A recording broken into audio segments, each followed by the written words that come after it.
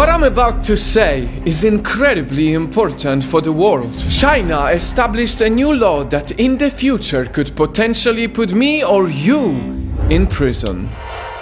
We all know that China has global plans dangerous not just to the neighboring countries, but to everyone. And until now, they have been strategically quiet about it. By using the power of money, China buys out countries. In Malaysia, they are building $100 billion forest city that can home 700,000 people. They own it. They loaned billions of dollars to Sri Lanka and now they have a part of the country. They own it. And even the United States couldn't escape the power of Chinese money. During his presidency, Barack Obama had to cancel a stay in a hotel in New York because it was a Chinese-owned hotel.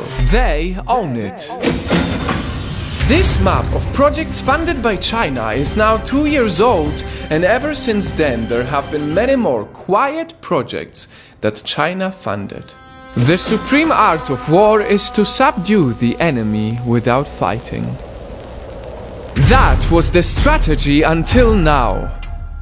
Now, the coronavirus situation has very conveniently placed China as the world leader. While many countries still struggle, China, the one who started the virus, quickly managed to contain the situation, and now they have a huge economic advantage over other countries. COVID-19 will force even more countries to sell out to the economic leader, China. That's why they don't need to be strategically quiet anymore. They are loudly taking over Hong Kong against all the global rules. They passed laws that give them power to arrest whoever they want. Only a few days ago, the first arrest happened to a person with a flag that says Hong Kong Independence. That person can get even up to life in prison for displaying a pro-democracy flag. That is insane. But the reason why I hope you help me make this video go global is because of what I'm about to say. While granting themselves the new laws to take over Hong Kong, China also established the Article 38. Listen closely. The law says non-Hong Kong residents can be prosecuted for their acts outside of Hong Kong. Let it sink in for a second. Non-Hong Kong residents outside of Hong Kong.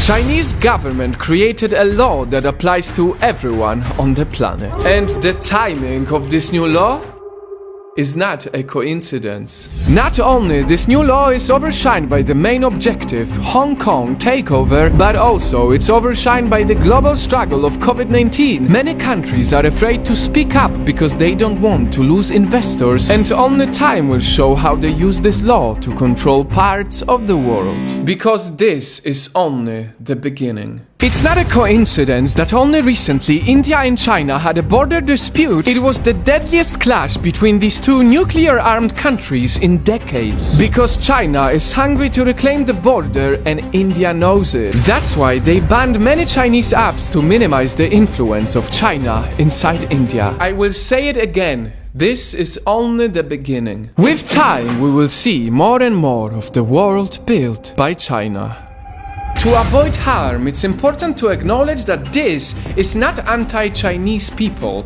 This is only anti-Chinese government's action. We need to talk about them because this can change the future of the world, and we can't just watch in silence before things get even worse. Instead, we need to ask ourselves a question. How much longer will it take for China to impose laws on other countries? How much longer till China creates a law that allows them to take over parts of Indian border and other places, just as they did with Hong Kong? How much longer can we accept our government selling out to China? These are all important questions, but the most important one is how much longer till we all realize that the power of Chinese money is not about business or economy. It's about the plan. The plan for the world built by China.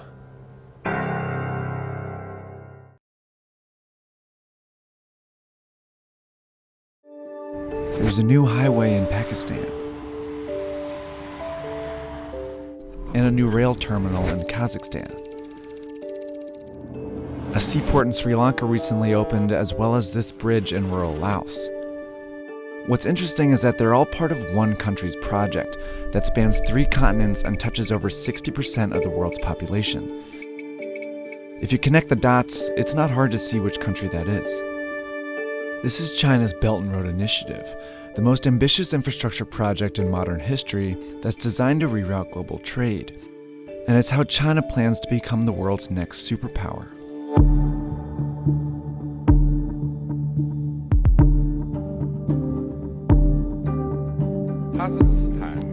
Kazakhstan. It's 2013, and Chinese President Xi Jinping is giving a speech in Kazakhstan, where he mentions the ancient Silk Road, a network of trade routes that spread goods, ideas, and culture across Europe, the Middle East, and China as far back as 200 BC. He then says, We should take an innovative approach and jointly build an economic belt along the Silk Road. A month later, Xi is in Indonesia. The two sides should work together to build up a new maritime road in the 21st century. These two phrases were the first mentions of Xi's legacy project, the multi-trillion-dollar Belt and Road Initiative, or BRI. They're also the two components of the plan.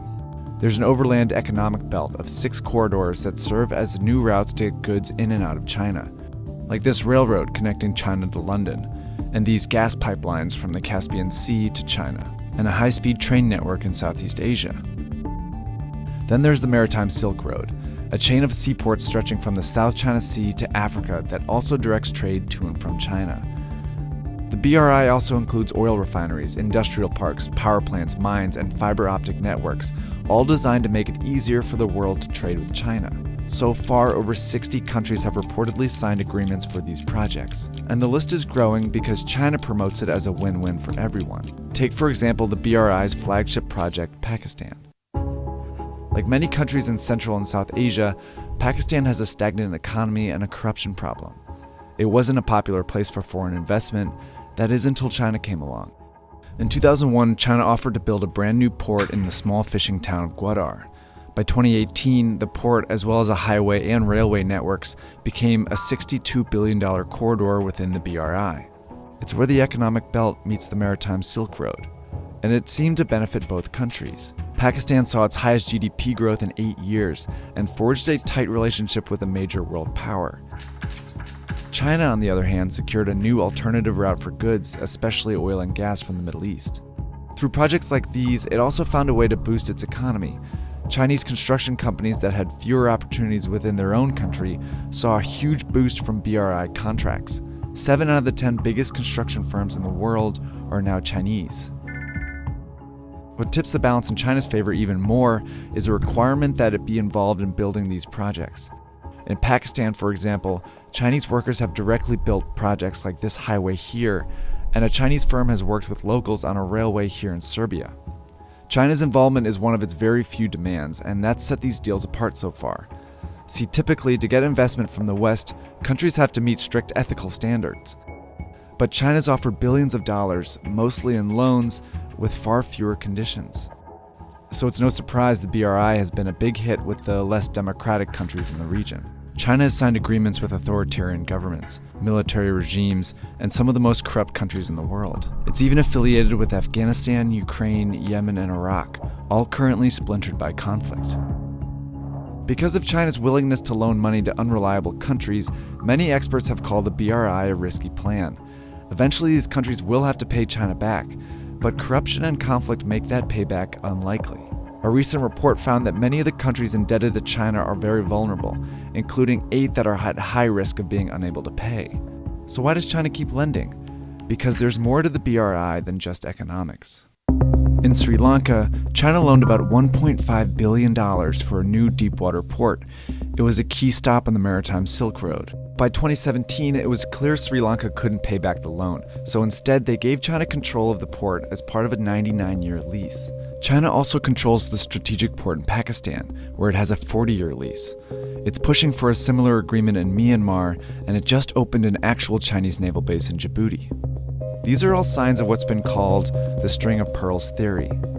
It predicts that China is trying to establish a string of naval bases in the Indian Ocean that will allow it to station ships and guard shipping routes that move through the region.